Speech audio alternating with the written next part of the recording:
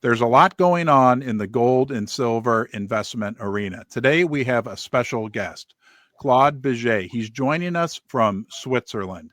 He's a successful individual investor. Claude, welcome to Ron's Basement. Well, I'm happy to be in the basement. Some of my stocks, by the way, are also in the basement, so it's a good opportunity to talk about that. That's right, Claude. I've said many times when the market for the precious metals and the precious metal mining stocks really take off, I'll do a video from the roof of my house as a celebration. So you've been around and you've been very successful investing in the precious metals sector. Can you tell our viewer a little bit about yourself? I'll ask you to brag about yourself a little bit and maybe share with us your views on what you see happening right now in the gold and silver market. And then I want to share with our viewer as well that we'll then move on to talking about a couple specific investments, including First Mining Gold, which is an investment that Claude and I share together. But who is Claude Bejet, and what do you think about the gold and silver market, Claude?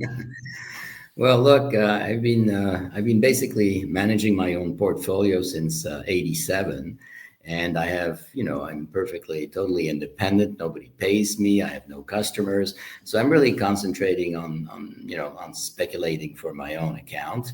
And I can tell you that you're not always successful. I've done quite well over the long term, but there's been periods which were better than others. Sure. So your style is not always in tune with the market, but you have to keep your style.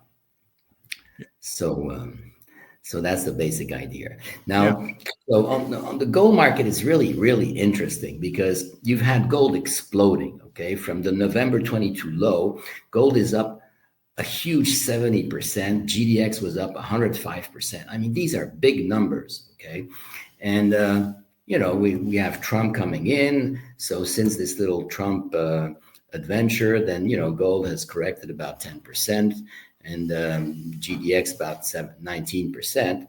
So the question now is what's going to happen? So my view is that we've seen something similar the last time Trump was elected. The gold went down some 18%, and then it flew from 2016 to 2020. Gold was up 78%. So I don't think that the second term of Trump will be much different. He's somebody who prefers to have a lower dollar, who prefers to have lower interest rates, and who's certainly not going to solve the debt problem or the deficits. Yeah, I think we're in a long-term bull market for gold. Okay. What about silver? Any thoughts you want to share with us about the silver market as well? Silver, look, it's very simple. I mean, some things in investing are difficult and some things are easy. In all precious metal bull markets, silver always outperforms gold. So, but of course, it comes with a caveat because it's more difficult to trade silver because it's more volatile. So I would say long term, you'll do much better with silver, but it's a more tricky animal. Yeah. Even more tricky than gold. Yeah. What are your thoughts on the gold mining sector? Obviously, this gold has to come from somewhere that's going to be demanded in the future. Same thing with silver. But if we focus in on the gold mining sector, what are your thoughts in terms of how that market has performed relative to this big increase that we have experienced in the gold price? Well, ask anybody who's been investing in mining stocks for the last decade. They'll tell you it's been very, very rough. If you look at the long-term chart of the ratio of gold miners to gold, I mean, you are at all-time lows. It's incredible. I mean, you're in the a very, very solid bull market in gold, and the gold miners are not keeping pace. Since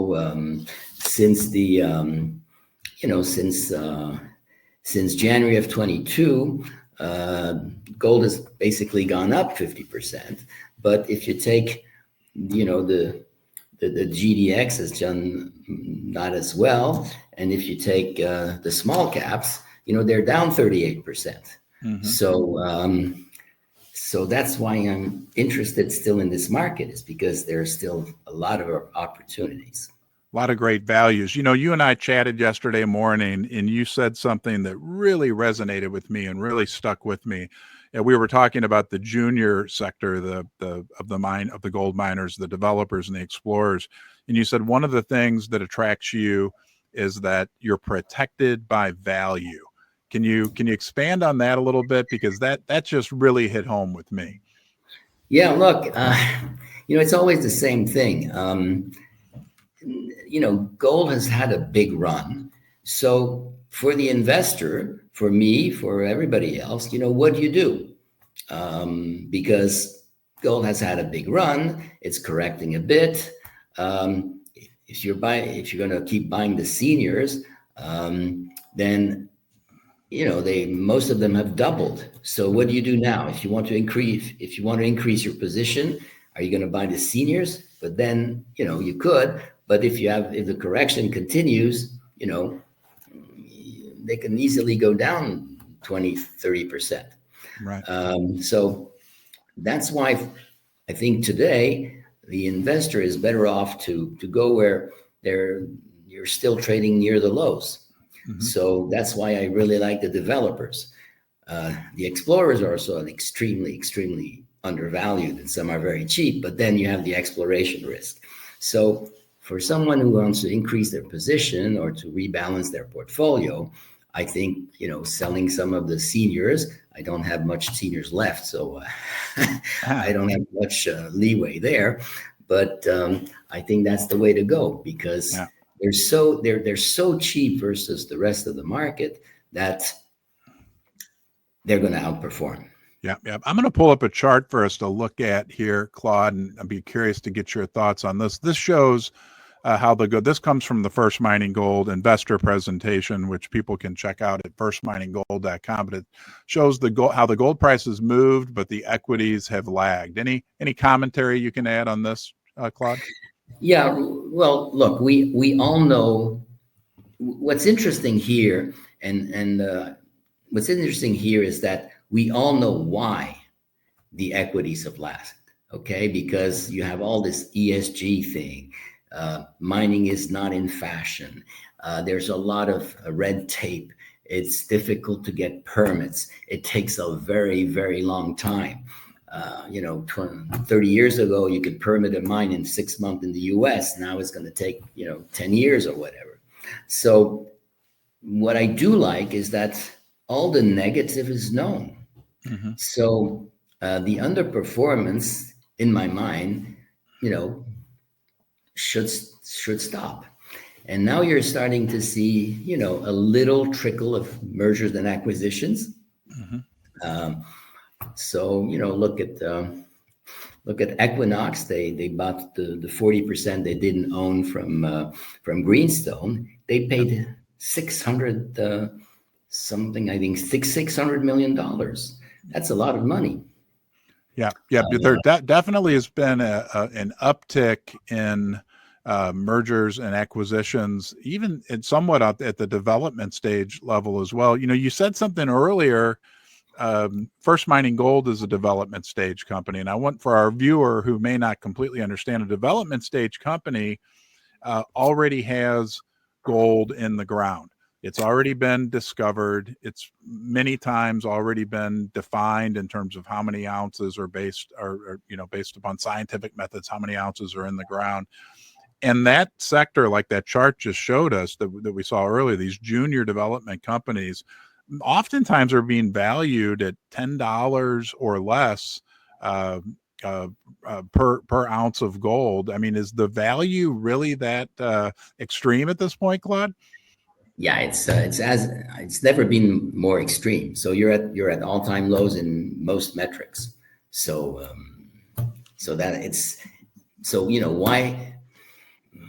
why take an exploration risk if you're sure to have? I mean, you're mentioning First Mining. I mean, I love the stock. Springpole is 5 million ounces. Duparquet is 6 million ounces.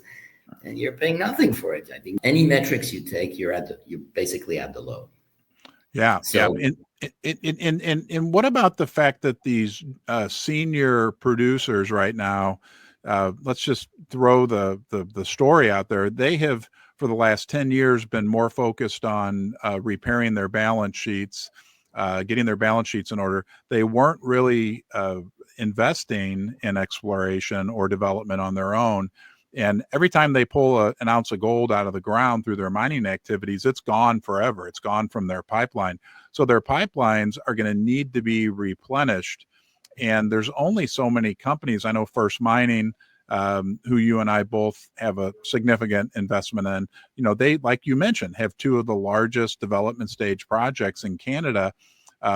Canada being a very favorable jurisdiction, but these big companies are going to need to do something here in the coming years to replenish their pipelines.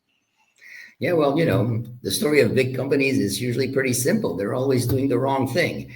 So when everything was expensive in 2011, they were listening to the brokers, to the fund managers. They were all encouraging them to do the mergers and acquisition, buy big. You want size and everything. Then comes the bear market, 2011, 2015. And then the same people, since then have been saying the opposites. Yeah. So, one of my criteria to judge a CEO is I want him not to listen too closely to his shareholders and to do, what's best in the interest of his company. Yeah. So, for example, today, what's happening with the big senior producers? They're listening to the brokers, they're listening to these big fund managers, and what are they doing? What are they saying? Well, we want yield. We want dividends. Okay. Now, when you can buy things extremely cheaply, the last thing you want is to pay out a dividend, because you can do much better in the real world. Yeah. What else are they saying? That they have to reduce debt to nothing, to reduce the risk, but. Mm-hmm. When you can buy plenty of other things so cheaply, why reduce debt if you don't need to? Yeah. It's buying time still. It is. So so they're doing the opposite of what should be done. That's why there still is very little mergers and acquisition. But of course now they're building up a huge amounts of cash. You've never had better margins. The margins now of the gold producers are something like 40%. They have better margins than any other sector in the S&P. Mm-hmm. So every month they're reducing debt. They're getting more and more in the treasury. And one of these days things will change and they'll start to buy the development companies. Yeah. Yeah. And I just thought of something, Claude, that as you were speaking, if the majors actually get into a real bull market as well, right? Because usually it's the big companies whose stock prices go up first. They could find themselves from the perspective of potentially using equity to purchase the juniors. They could find themselves. It could all happen very quickly, right? I guess is what I'm saying. Like the majors could see big moves in their stock price. Then they could use equity to buy some of the mid-tier or development stage companies. And what's your experience been? And then I want to focus in on what you like about First Mining Gold, which again is a sponsor of my channel and one of my biggest position. But what's been your experience in the past investing in this sector about how things move? Any stories you can share with us? Yeah, look, I've invested also a lot in the emerging markets. I'm a good friend of Mark Faber. We went to some strange countries when everything was very cheap. And my experience is that, it's true that first you have the big caps moving, then you have the mid caps, and then you have the juniors. But the problem is that you never know the timing. In other terms, sometimes the lag between the seniors and the juniors is 3 months. Sometimes it's 5 years. So usually you're better off buying, real. If the value is really there, you're often better to concentrate on the value, and then not worry too much about the timing, because you'll make so much more money that even if you have to wait, you're going to be okay. Now, of course, recently I wish I'd done the opposite, because I would have preferred to have much more seniors in my portfolio than I did. So you see, you never get everything right, but the development companies are so cheap that you can wait. Yeah. Timing is less important if you can have things going up 3, 5, 10 times. Yeah, well, I think, and I think you hit the nail on the head. It's impossible for anyone to always get the timing right, but it is much more possible to always get the value proposition right. The idea that there's value in a lot of these development stage companies right now, right? Like we can't predict when any company's stock is going to take off. But I think you and I could sit down and look at financial statements of a lot of these companies, look at what they hold, what their assets are, what actions they're taking, and determine that there is a big value proposition there and big opportunity for capital appreciation. Now, one stock that you and I share in common and have a keen interest in is First Mining Gold. Can I ask you what attracts you to First Mining Gold? What are you excited about with what's going on there? Well, I'm very excited about this because they have two big assets, okay, which the majors will have to buy. Okay, it's Springpole in Ontario, Duparquet in Quebec. So you're in a great jurisdiction. It's Canada, but you see, I have some experience with this stock. I know it's real, and it's a really interesting stock. When we're in a bull market, Springpole, everybody loves it. And when we're in a bear market, when the sentiment is negative, nobody wants to touch it. And they tell you crazy stories. So for example, today, and people will tell you, oh, Springpole, it's under a lake. You can't build a mine under a lake. Of course you can build a mine under a lake. Yeah. And as soon as the stock is up, people will tell you, well, in Canada, you can build a mine under a lake, especially it's pretty shallow, so it's no big deal. Mm-hmm. So that's why I'm attracted to this stock. Yep. And it was First Mining Gold was founded by Keith Neumeyer. They acquired this package of projects, mostly all in Canada, including the Springpole project, but there's the Duparquet project in Quebec. They still own, and I've heard Keith over the years mention this in a very positive manner, the Cameron project, which is another, I think, almost 1 million ounce project in Canada. These are gold ounces in the ground in Canada. And I think it's even more astounding if you look at it from of course, there's big, potential opportunity, right? Claude and I are not financial advisors. We're not giving financial advice here, but there is big opportunity for capital appreciation in the stock. But it's important to remember, too, that just from a value perspective, the amount of money that's been invested in these projects over decades and decades, right, is I would imagine would add up to being way higher than what the current market cap of the company is. So this is gold in the ground in Canada that's been defined. There's no exploration risk. It's not like they are exploring, they're adding to, but there's already millions and millions of ounces in the ground in Canada. Yeah, absolutely. That's it's not a new chicken, right? They've had numerous studies. In Springpole, you have a PFS, so that's pretty solid, numbers. If you take gold at $1,600, the net present value after tax is $995 million. Yeah. If you take it at today's price, you're somewhere around 2.5 billion, and the IRR at $1,600 is 29%. So, if you add the valuation of Duparquet, the PEA at $1,800, you're talking about $600 million. At today's price, it's much, much higher. Yeah. So basically, you're paying the stock much less than 10% of the net present value. So at these prices, I'm willing to wait.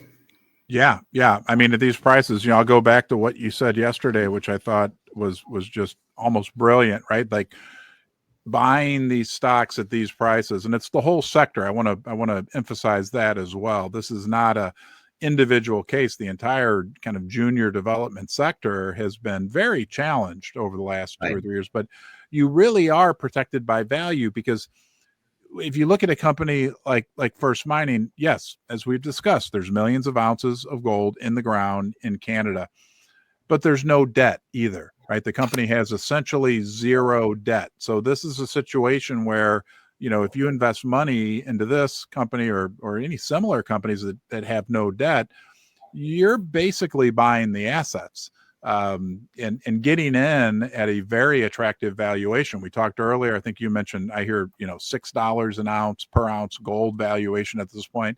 I mean, that is really astounding for big projects that the big companies are going to need here in the near future.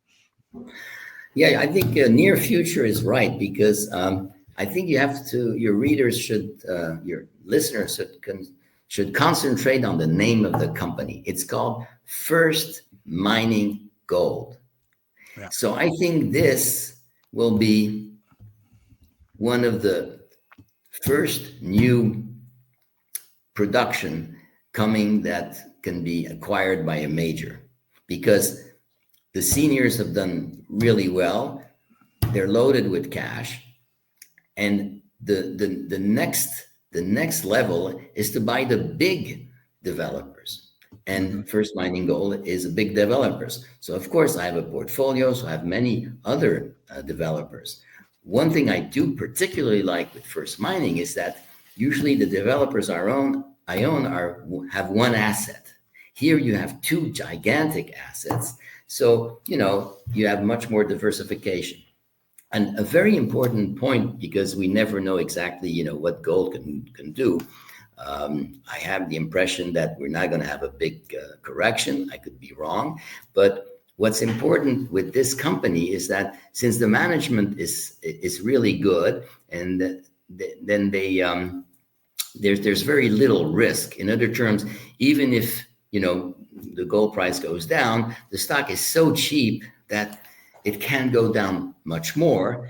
And if it did, then it's going to survive whatever happens, because this management has the ability to raise money even in difficult circumstances. They're in the game. They've increased their position in the last two financing. They own 4.1% of the stock. So, you're protected by a bunch of guys who are, really good in capital markets. Yeah, I know that both Dan Wilton, the CEO, and Keith Neumeyer, the founder, obviously he's the CEO of First Majestic Silver, but Keith Neumeyer founded First Mining Gold, and he continues to participate in buying the stock at some points over the last few years in the open market, but also in the recent placements. I know at one point, I think in the one in 2023, I think Dan Wilton, this is all publicly available information, invested $500,000, and Keith during that round invested $1.25 million, both continuing to grow their stake in the company. Obviously they have some belief or a strong conviction about the value, number one, that the stock price represents, but also, the ability for the stock to appreciate potentially greatly as we kind of move through these coming years in the gold mining sector starts to get just a little bit of improvement when it comes to sentiment. Yeah, and these guys, they're pros, so they understand the market. So let's say the market is still very difficult. They're not going to spend a lot of money. They're not going to promote heavily. But once the market turns, these guys know how to promote. The stock will go up. They'll promote the stock, and then they can sell at a great price. That's another reason I like this management team, is that sometimes CEOs will sell the company too early at a too cheap price. These guys understand what they have. They understand the value of what they have. and they'll make the shareholders profit from that. So that's an added plus in this situation. Yeah, yeah. And you mentioned earlier the Greenstone mine, which Equinox recently completed and then acquired the remaining 40% of. I think it's important to, we talk about Keith Neumeyer, the founder, Dan Wilton, the CEO, but you've also got some other top tier people working at this company. Steve Lines was instrumental in getting that Greenstone mine permitted before he joined the First Mining team. And he has experience, I think, even working on the regulatory side in Canada. I've met him in person. He's a super impressive professional. And then you have James Maxwell, who's heading up all the exploration efforts and kind of piecing together. I mean, I think it's also important to mention, Claude, that like, especially at this Du Parquet project in Quebec, there was a lot of money spent. I actually visited there about a year and a half ago, and there was a lot of money spent over decades in terms of drilling on that property. I don't have the specific numbers, but it was a lot of money, and there's a lot of data there. But James Maxwell, who was, I believe, with Sabina Gold previously, he's kind of been tasked with exploration efforts, because there is big opportunity also for the company to even expand these big deposits through exploration. Yeah, I know Quinton Henning quite well, and again, when everybody said that three companies had gone bankrupt on Springpole, he understood. He reinterpreted the geology differently, and every time he started drilling, he was hitting, and he got to 5 million ounces. He has always told me that there would be 10 million ounces there. Wow! So there's huge exploration potential. So of course today, with these depressed price, it's not worth spending money diluting the shareholder to drill. But these big deposits, once you're in production, you have plenty of money, then they usually expand. And same for Du Parquet. I wouldn't be surprised they could also go to 10 million ounces. So there's exploration potential. And I don't think they'll realize that now, because it would dilute the shareholders to do a lot of drilling.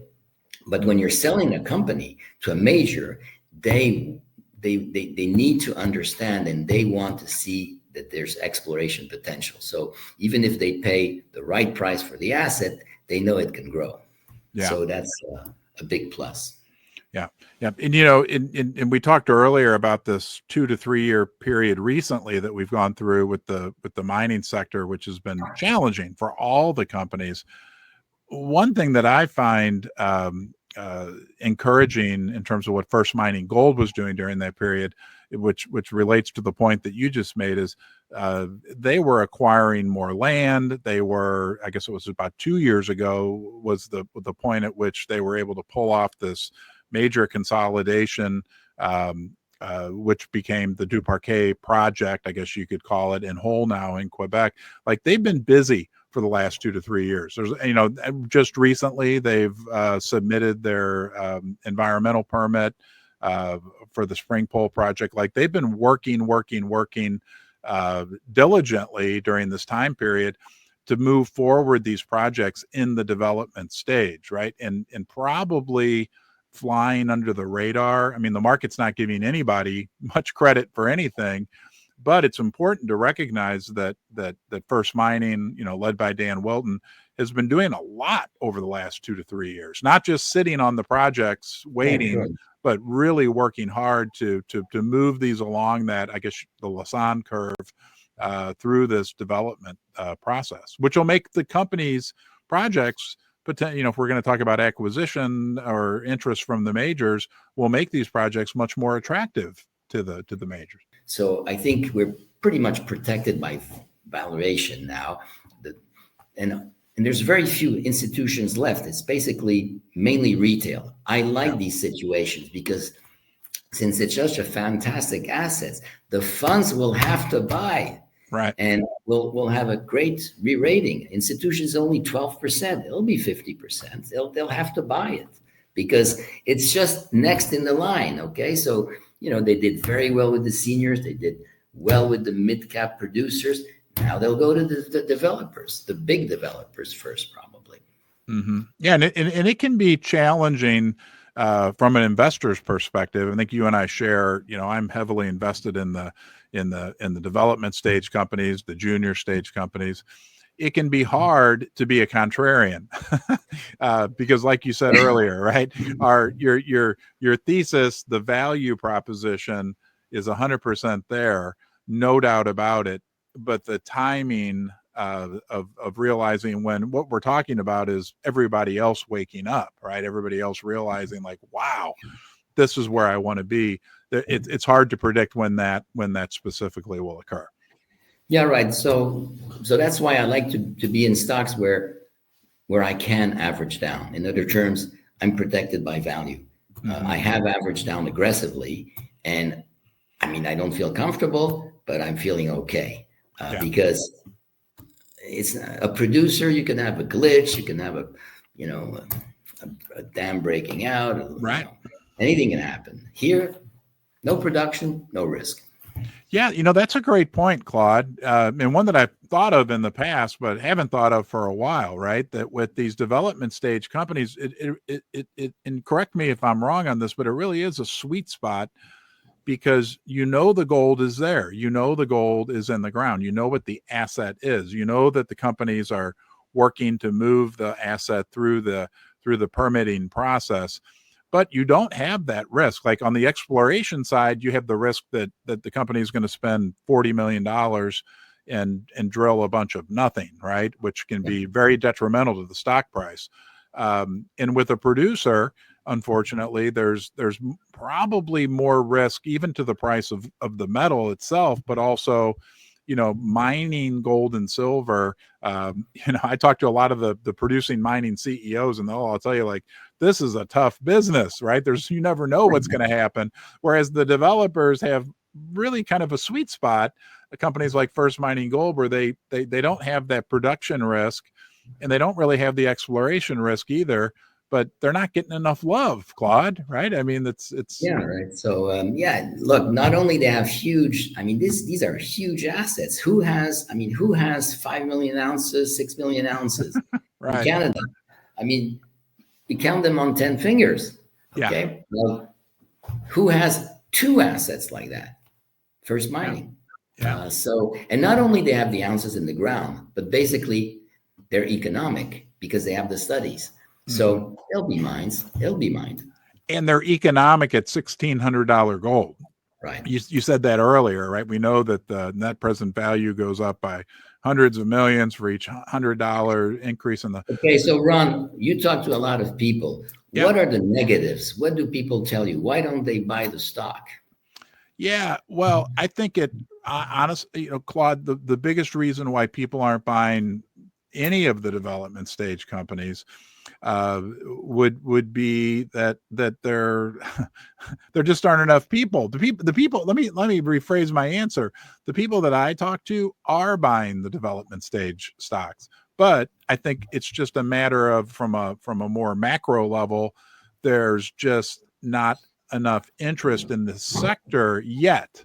Right. Because it's not been it's been somewhat out of favor. I mean, there's no other way to really describe it. It's unfortunate. But I will say that the people I do talk to, and I'm not just saying this because they agree with me, but and I'll say this about you as well. The people that I do talk to that are buying these development stage companies are really smart people, right? And also, like you said, people that realize that being right and being early can sometimes feel like you're wrong, and that it takes patience in realizing what you have. I mean, I don't want to go off on a soapbox here, but like just from a personal perspective, and I don't know how you feel about this, but if I have $10,000 that I need to invest and I'm going to put it into a stock, to me, it's a no-brainer when I look at, do I want to put it in Apple Computer or do I want to put it into a development stage company? To me, the value that I'm getting when I compare those two, and there's risk with Apple, there's risk with Apple, there's risk with NVIDIA, there's risk with, these high-flying tech stocks. And when I compare what I get for $10,000, let's say it's $6,000 with First Mining Gold, I know I'm getting roughly 100,000 ounces of gold in the ground in Canada. Yeah, there's a lot that needs to be done to get that gold from being in the ground to being mined and sold, but nonetheless, the value proposition is there. So I think, we're going to see a point where people will start to wake up. I know I've heard several people say it's, maybe even when, like, if there's a big correction in the tech stocks. I mean, there is so much money out there right now that's been printed and everything else that's in tech stocks, that's in just everything under the sun.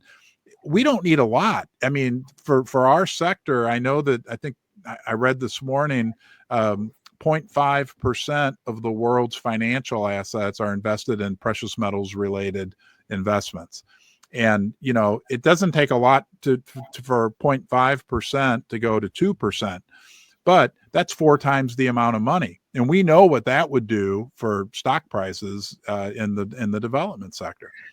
Yeah, look, not too long ago, First Mining was trading at $1.3. It's now trading at 13 cents. Yeah.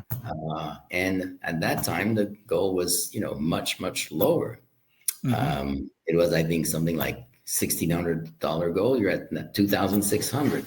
So, the stock has corrected a lot. I also feel that now there's upside. So in March, and it went from 10 cents to 18 cents very quickly, and then recently it had a bounce to around 18 cents. Also, look at the charts; it's looking good. I think there's a nice little floor around 13 cents. So I think we're there. Yeah. It certainly feels like, from many different perspectives, that there will be a number of factors which will provide a tailwind for First Mining Gold, and for the whole development sector as well.